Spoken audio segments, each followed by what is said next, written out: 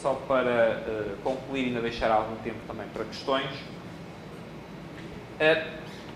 há aqui uma outra implicação que resulta destes aspectos, que é uma implicação mais em termos de ciência política e em termos de regras jurídicas, e das regras sociais, que é a seguinte.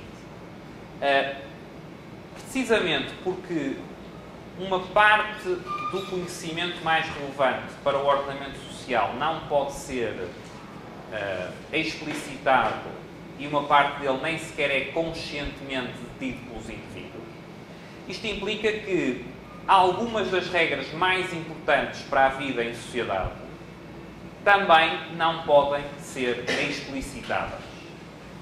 Não é não podem, não devem. É não podem, não é possível explicitá-las ou justificá-las totalmente.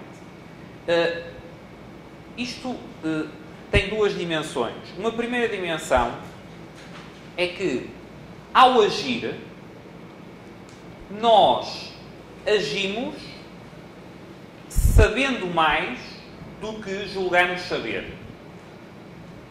Em que sentido é que, ao agir, agimos sabendo mais do que julgamos saber? Nós, ao agir, tomamos um conjunto incorporamos um conjunto de conhecimentos nas nossas ações e uma parte muito substancial desse conhecimento é conhecimento que nós nem estamos conscientes que o temos. É conhecimento que está incorporado em hábitos, em tradições, etc. Mas, por outro lado, sabemos menos do que julgamos que sabemos. E quando é que nós sabemos menos do que julgamos? Quando é que sabemos menos do que julgamos que sabemos? Sabemos menos do que julgamos que sabemos quando pensamos sobre as nossas ações.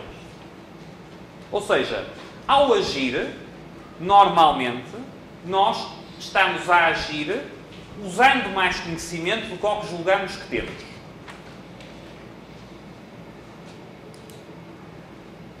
Mas, ao pensarmos sobre as nossas ações, acontece o simétrico. Ao pensarmos sobre as nossas ações, tendemos a julgar que sabemos mais do que ao que efetivamente sabemos.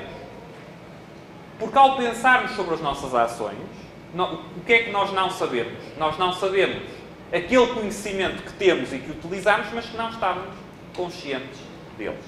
E estes dois aspectos de, ao agir, sabermos, utilizarmos mais conhecimento do que aquele que sabemos que temos, e ao refletirmos sobre a nossa ação, tendermos a achar que sabemos mais sobre a nossa e a dos outros, não é? Tendemos a achar que sabemos mais do que aquilo que sabemos. É algo que também, como veremos depois no módulo seguinte, tem implicações profundas em termos de ciência política na perspectiva da escola austríaca. Ficamos ainda com um bocadinho de tempo para questões. Diga. Tem um conceito de falibilismo. Assim, como é que explicitaria melhor esse conceito? Ora bem, o conceito de falibilismo, no sentido em que eu empreguei, não foi um sentido estritamente popperiano, eu escapei à discussão do popperianismo, do método popperiano em ciência, em sentido mais estrito. Portanto, o falibilismo aqui entra na limitação do conhecimento científico. O conhecimento científico é sempre limitado, é sempre falível. Ok? Portanto, eu nunca tenho a certeza. Os universais não dão conhecimento de eventos singulares. E segundo, em que a forma como a ciência avança será por eu ter teorias progressivamente menos imperfeitas. Não é? Tenho teorias menos imperfeitas e, simultaneamente, que recorrem de forma mais adequada aos tais universais que eu comecei por falar. A discussão que eu não entrei, nem vou entrar, é a discussão se isso se faz por afirmação, por verificação de hipóteses, etc., que é uma discussão que acho que é interessante, mas acho que, neste caso, a este nível ia confundir mais do que ia esclarecer. Justamente essa questão mais flexível. Mas tudo bem. Eu ia perguntar o seguinte, tudo bem, o cálculo econômico, a sociedade como um todo, pode levar a problemas, como nós todos estaríamos aqui. A pergunta que eu faço no nível, por exemplo, da empresa, ela Sim. vai precisar fazer um cálculo econômico, Sim. prevendo alguma coisa.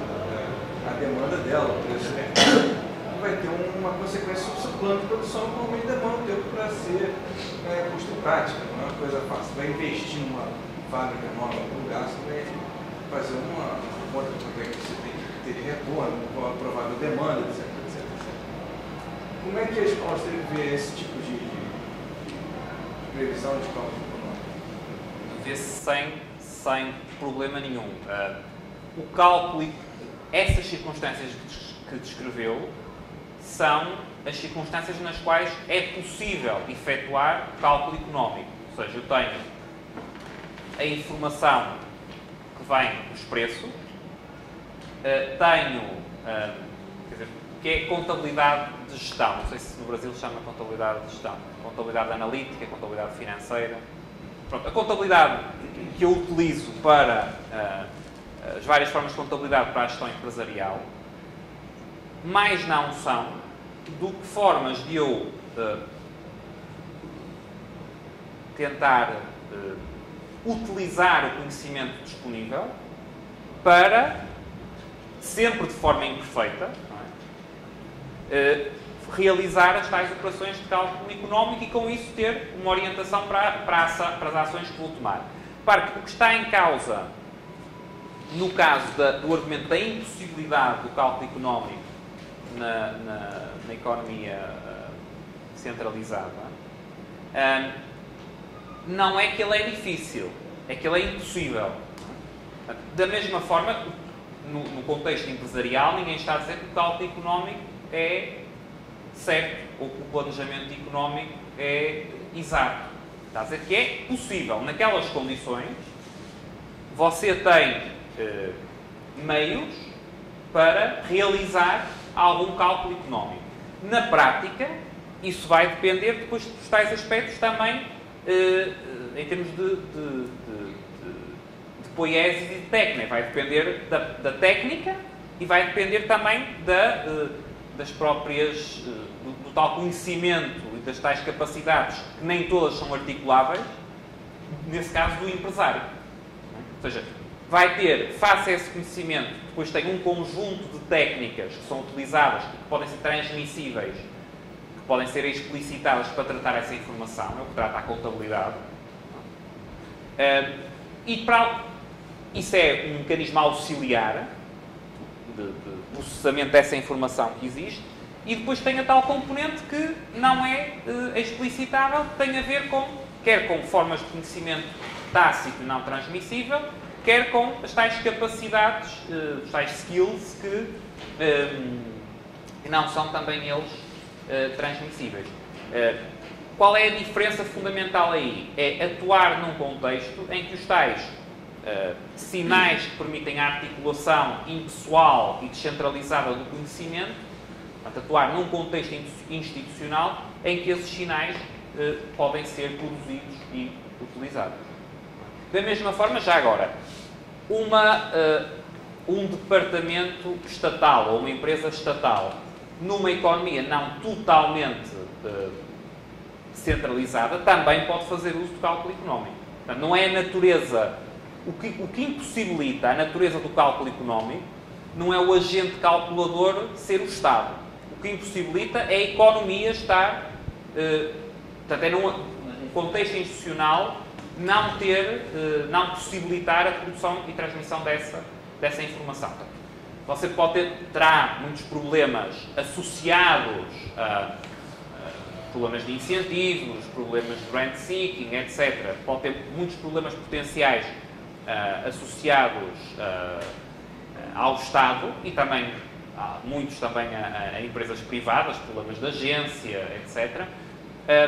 Mas o problema da impossibilidade do cálculo económico tem a ver com as condições institucionais e não com a natureza do agente. que na questão do cálculo econômico, né, pelo que você está colocando, a empresa efetua o cálculo econômico, mesmo assim sendo imperfeito. Claro.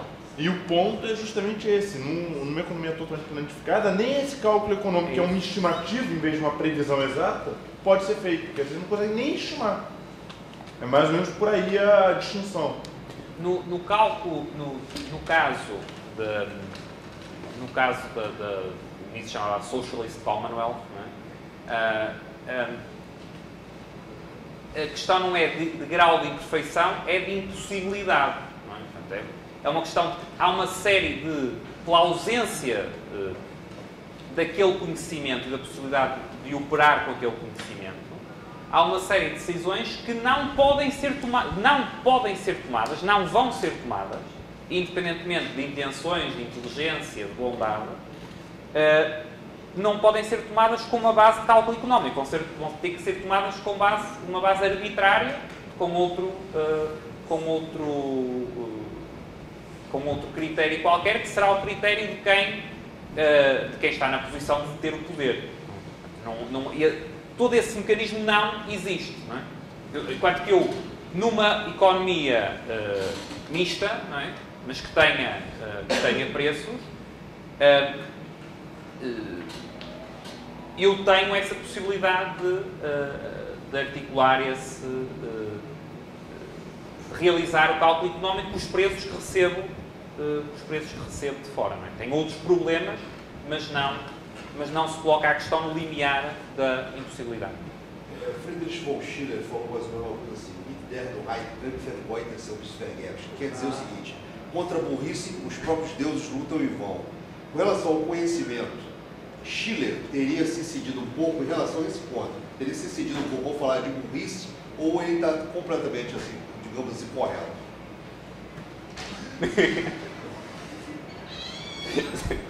Isso foi em alemão.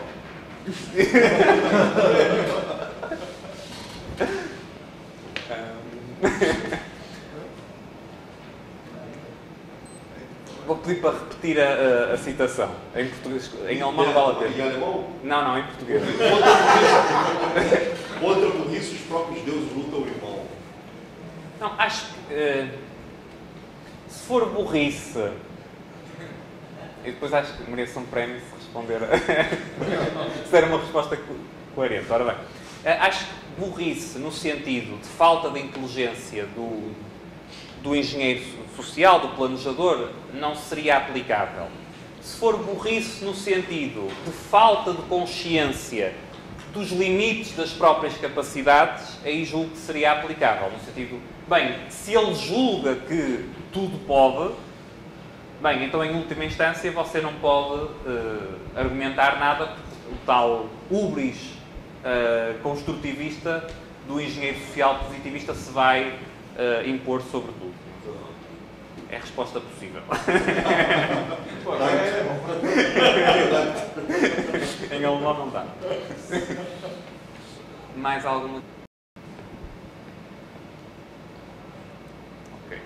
Não havendo mais questões, estamos no horário, então ficamos por aqui. Então, obrigado.